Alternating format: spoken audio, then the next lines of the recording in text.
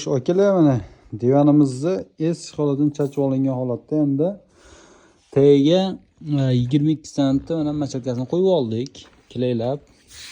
Bu taydan sidinasidan chiqqan nima deydi? Material paxtadan qilingan ekan akalar. O'zini qilib bering deyishdi. Macha paxtasi ham tursin deyishdi, machalka qoplamang deyishdi. O'zini holda va tayini o'zini o'sha machalkali qilib, yaxshilab qilib bering deyishdi.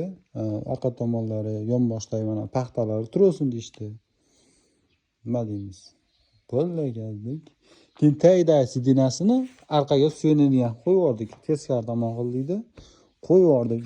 Ona turpoqlarni uncha nimasini chiqarib tashlaymiz. Nima deysizlar? Oldingi paxta qilingan ekan akalar, bo'laveradimi? Ular sidinasini mana qalingina qilib berdik. Yaxshi machalkalarda cho'kmaydigan. Karkas qismlari mana shu holatda, orqa qismlari. Mana buni material to'xtaydiganda bunday qilib, chiroyli qilib bir tekisda qilib olamiz. Mana shu holatda paxtalar bilan